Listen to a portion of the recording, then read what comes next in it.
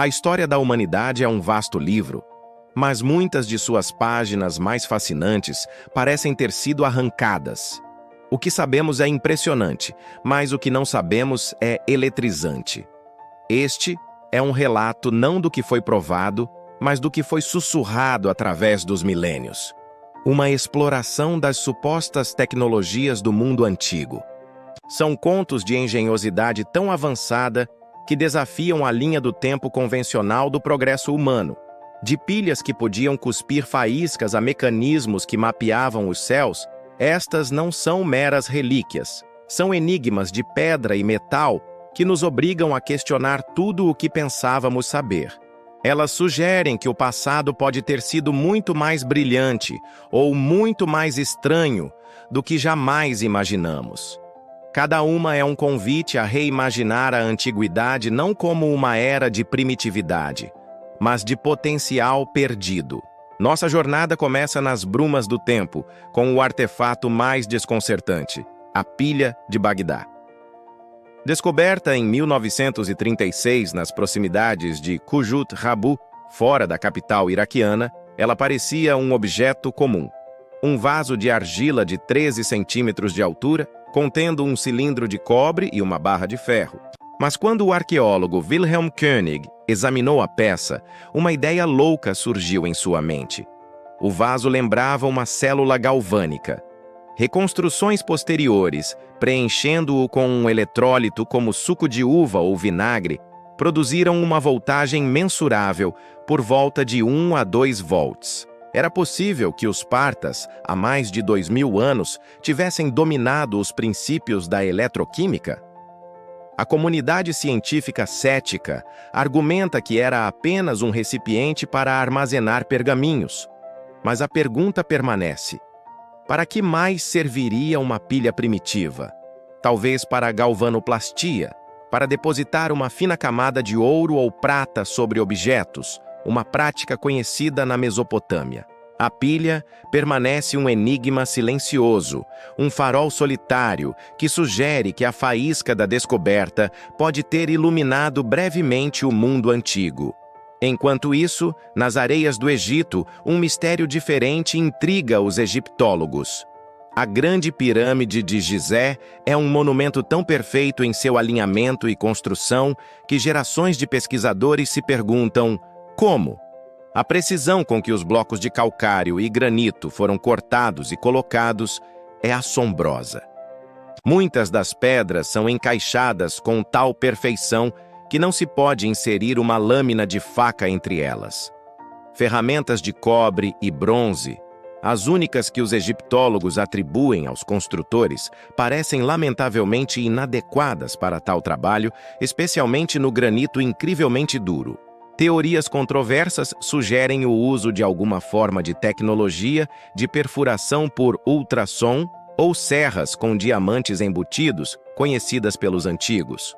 Outros propõem o uso de uma broca tubular, um método que deixaria um núcleo central de pedra, e tais núcleos foram de fato encontrados em escavações. A escala e a precisão implicam um conhecimento profundo de geometria, astronomia e engenharia de materiais que rivaliza com o nosso. O fascínio pelo Egito Antigo não para na construção. Dentro do templo de Hathor em Dendera, estranhos relevos adornam as paredes de uma cripta subterrânea. Eles mostram figuras alongadas em pé, sob o que parecem ser grandes lâmpadas de vidro alongadas, das quais uma serpente se projeta como um filamento. 2 suportes conectam a lâmpada a uma caixa que a figura segura. Para os olhos modernos, a semelhança com uma lâmpada de Crookes ou um tubo de descarga de gás é impressionante. Os egiptólogos ortodoxos interpretam a cena como uma representação mitológica do surgimento de uma serpente de um lótus, um símbolo de criação. Mas os teóricos das tecnologias antigas veem algo mais. A evidência de que os egípcios poderiam ter compreendido os princípios da iluminação elétrica. A pergunta obsedante é: as vastas tumbas e templos subterrâneos do Vale dos Reis, desprovidos de qualquer mancha de fuligem de tocha, teriam sido iluminados por outra coisa? Viajamos agora para as águas cristalinas da Grécia, onde um achado acidental reescreveu a história da tecnologia. O mecanismo de Anticítera foi descoberto em 1901 entre os destroços de um naufrágio romano ao largo da ilha grega de Anticítera. Inicialmente era apenas um amontoado de bronze corroído e engrenagens fundidas. Mas décadas de meticulosa restauração e análise, incluindo varreduras de raios-x e tomografia computadorizada, revelaram a verdadeira natureza do dispositivo. Era um computador analógico astronômico de complexidade inacreditável, composto por pelo menos 30 engrenagens de bronze precisamente cortadas. Operado por uma manivela, ele podia prever posições celestes, eclipses e até mesmo os ciclos dos Jogos Olímpicos. Sua precisão era baseada em um entendimento sofisticado dos ciclos metônicos e saros. Nada parecido surgiria novamente por mais de 1000 anos. Ele prova que os gregos antigos não apenas teorizavam sobre o cosmos, mas construíam máquinas para simular seu funcionamento. A sofisticação do mecanismo de Anticítera levanta uma questão profunda. Ele foi uma exceção, um lampejo de gênio isolado, ou foi o produto de uma tradição de engenharia mecânica muito mais antiga e difundida? Os escritos de Cícero falam de uma esfera de Arquimedes, que replicava os movimentos dos céus, trazida para Roma após a morte do grande inventor em Siracusa. Será que o mecanismo de Anticítera era um descendente de projetos ainda mais antigos, talvez da escola de Arquimedes ou até de Alexandria? A perda da Biblioteca de Alexandria, um repositório incalculável de conhecimento antigo, significa que podemos nunca saber a extensão total da engenhosidade helenística. O mecanismo é, portanto, uma janela trágica e tentadora para um mundo de tecnologia que poderia ter sido uma civilização que estava no limiar de uma revolução industrial 2 milênios antes do tempo. Do mundo clássico, nos voltamos para as Américas e para a incrível façanha de cortar e transportar pedras dos Incas. Em Sacsayhuaman, uma fortaleza que guarda Cusco, no Peru, pedras colossales são encaixadas em padrões zigue-zagantes. O que é verdadeiramente incompreensível é o corte. As pedras não são retangulares. São polígonos irregulares com até 12 lados, e cada uma se encaixa perfeitamente em suas vizinhas em um quebra-cabeça tridimensional sem uso de argamassa. O encaixe é tão preciso que, após séculos de terremotos, não se pode inserir uma folha de papel entre a maioria delas. Como os arquitetos incas, sem ferramentas de ferro ou rodas, conseguiram tal precisão? Lendas locais falam de um líquido derivado de uma planta que amolecia a pedra, permitindo que ela fosse moldada como argila. Os geólogos descartam isso, mas a hipótese persiste. A precisão do encaixe sugere um sistema de medição e um método de corte tão avançados que seu segredo foi perdido para a história. Da mesma forma, as imensas plataformas de Baalbek, no Líbano, apresentam um desafio monumental. O Triliton é uma fileira de 3 pedras megalíticas, cada uma pesando em torno de 800 toneladas, colocadas em uma parede de suporte a mais de 7 metros de altura. Como blocos de tamanho inconcebível foram extraídos, transportados por mais de 1 quilômetro e içados com tal precisão? A tecnologia romana posterior no local parece primitiva em comparação. A escala do esforço excede até mesmo as capacidades modernas de guindastes. Engenheiros contemporâneos ficam perplexos. As teorias variam de técnicas de levitação por som, perdidas para a história, a um conhecimento profundo da alavancagem e do atrito, que permitia a pequenas equipes manipular massas impossíveis. O local permanece como um testemunho silencioso e arrogante de uma engenharia que não podemos replicar. A busca por respostas muitas vezes nos leva a reinos sombrios, onde a história se funde com a lenda. O fogo grego era a arma definitiva do Império Bizantino, um líquido incendiário que queimava furiosamente mesmo na água e que praticamente não podia ser extinto. Impulsionado por sifões de bronze em seus navios, ele garantiu vitórias navais cruciais e salvou Constantinopla várias vezes. Sua composição era um segredo de Estado tão bem guardado que se perdeu para sempre após a queda do Império. Os historiadores acreditam que provavelmente envolvia nafta, cal viva, enxofre e talvez salitre, prefigurando a pólvora. Mas a precisão de sua entrega sob pressão e suas propriedades combustíveis únicas sugerem uma química prática muito avançada. Era a arma de destruição em massa do mundo antigo, e seu segredo morreu com seus fabricantes. Da guerra para a metalurgia, onde outro mistério desafia a explicação. O pilar de ferro de Delhi, na Índia, é uma coluna de mais de 7 metros de altura, feita de ferro forjado com uma pureza de 98%. Foi erguida por volta do ano 400 d.C. pelo rei Chandragupta II. O milagre não é sua construção, mas sua resistência. Por 1.600 anos, permaneceu exposta ao calor, à chuva e ao clima poluído moderno, e ainda assim não enferrujou. Análises metalúrgicas mostram que possui uma fina película protetora de mesawite, um composto de ferro, oxigênio e hidrogênio que se forma na presença de altos níveis de fósforo, um subproduto de um método único de fundição que os ferreiros indianos dominavam. Eles estavam praticando uma forma de química de materiais, criando uma liga à prova de intempéries, séculos antes que a ciência ocidental sequer compreendesse a oxidação. O tema da química avançada surge novamente, mas de forma mais espetacular, com a lenda da pedra filosofal.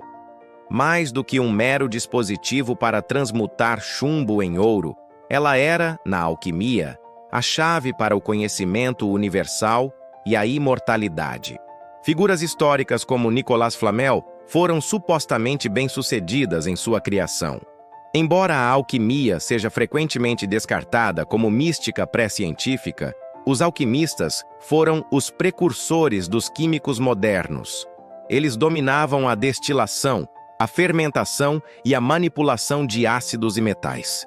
É concebível que algumas de suas lendas sejam relatos codificados de descobertas químicas reais?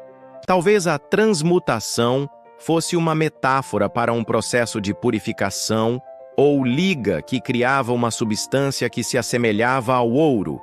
Ou talvez eles tenham descoberto catalisadores ou reações que permanecem desconhecidos.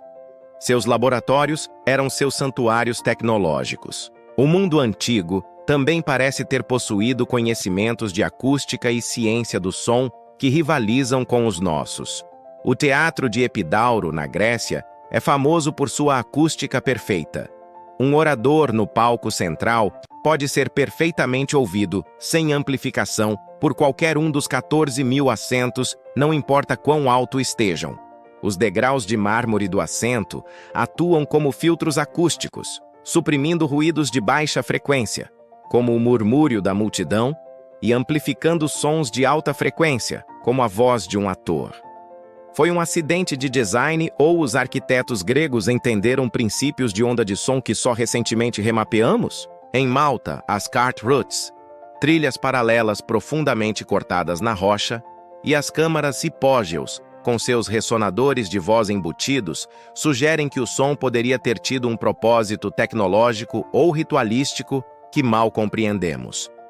A exploração não estaria completa sem considerar a mais controversa de todas as supostas tecnologias: a energia livre e os sistemas de propulsão antigos. Os Vedas, antigos textos hindus, contêm descrições vívidas de vimanas, máquinas voadoras movidas por um líquido à base de mercúrio ou por uma energia atmosférica chamada Mercurial Vortex. O Samarangana Sutradhara dedica capítulos inteiros à sua construção e decolagem. Da mesma forma, o livro de Ezequiel no Antigo Testamento oferece uma descrição elaborada de uma roda dentro de uma roda, cheia de olhos, que descia do céu. Os teóricos dos antigos astronautas veem nisso evidências de OVNIs. Mas, e se, em vez disso, fossem relatos distorcidos de tecnologia terrestre perdida? A ideia de que culturas antigas poderiam ter compreendido formas de energia e propulsão que sim se foram esquecidas é a fronteira final dessas especulações, desafiando o próprio núcleo de nossa narrativa de progresso linear. Essas supostas tecnologias compartilham um destino comum: a perda, seja através de guerra, catástrofe natural ou a lenta erosão do conhecimento não transmitido. O fio condutor parece ter sido cortado. A queda de impérios, a queima de bibliotecas e a morte de artesãos sem aprendizes condenaram descobertas inteiras ao esquecimento. Isto nos lembra que o progresso não é uma linha reta inevitável ascendente, é um ciclo de avanços e recuos catastróficos. A Idade das Trevas na Europa é um testemunho de quanto pode ser perdido: filosofia, matemática, engenharia, e quanto tempo leva para ser redescoberto.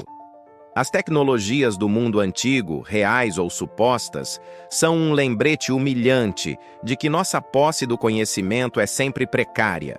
Então, como reconciliamos essas anomalias com a história convencional? O ceticismo acadêmico é vital e saudável. Muitos mistérios surgem de nossa própria subestimação das habilidades e da perseverança dos povos antigos. A tendência de atribuir o inexplicável a aliens ou civilizações hiperavançadas pode, ironicamente, roubar nossos ancestrais de seu verdadeiro crédito. A maioria dos arqueólogos argumenta que as pirâmides foram construídas com ferramentas de cobre, madeira, cordas e uma força de trabalho incrivelmente organizada. Uma realização talvez ainda mais impressionante do que se tivessem usado máquinas desaparecidas.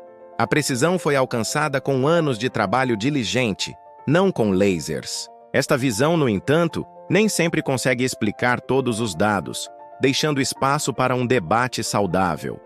O papel da figura do gênio solitário no mundo antigo não pode ser subestimado. Arquimedes, por exemplo, era tão à frente de seu tempo que suas invenções, desde a garra de Arquimedes até seu famoso parafuso, pareciam magia para seus contemporâneos. Seu trabalho em geometria e alavancagem era fundamental. É perfeitamente plausível que outros gênios, cujos nomes se perderam para a história, tenham feito descobertas igualmente revolucionárias. Suas invenções podem não ter sido amplamente adotadas ou compreendidas, permanecendo como protótipos únicos ou segredos de oficina, explicando por que apenas fragmentos de evidências sobreviveram. A centelha da inovação individual pode ter criado tecnologias que foram, em última análise, muito avançadas para seu tempo para serem reproduzidas em massa ou sustentadas. A busca por essas tecnologias perdidas é mais do que um passatempo, é um imperativo cultural. Ela nos impele a reexaminar artefatos com novas tecnologias, como a varredura a laser e a análise de resíduos químicos, que podem revelar segredos invisíveis a olho nu. Pode nos levar a experimentar com técnicas de construção antigas, como os entusiastas que tentaram mover megálitos usando apenas madeira e corda, com resultados variados. Este trabalho não é sobre provar uma teoria de alienígenas, é sobre apreciar a profundidade completa da inventividade humana. É uma investigação que honra o passado, não o diminui, sugerindo que a capacidade humana de inovar e criar é uma constante, não uma variável que aumenta linearmente. No final, o maior legado dessas supostas tecnologias pode não ser a resposta que elas fornecem, mas as perguntas que elas provocam. Elas servem como um corretivo necessário para a arrogância moderna. A crença de que nosso tempo é o ápice absoluto do conhecimento humano. Elas nos forçam a admitir que existem lacunas em nossa compreensão, que o passado ainda tem segredos para contar. Seja a pilha de Bagdá uma bateria ou não, ela nos fez questionar. Seja o mecanismo de anticítera único ou não, ele expandiu nosso conceito do que era possível. Esses artefatos são portais para um passado mais complexo, mais inteligente e mais misterioso. Eles nos convidam a manter uma mente aberta, a celebrar o mistério e a nunca parar de buscar, pois a próxima página perdida do grande livro da história pode estar prestes a ser virada, revelando uma maravilha que redefinirá tudo de novo. A verdadeira tecnologia do mundo antigo pode ser sua capacidade contínua de inspirar admiração e curiosidade, alimentando nossa própria busca por inovação séculos depois.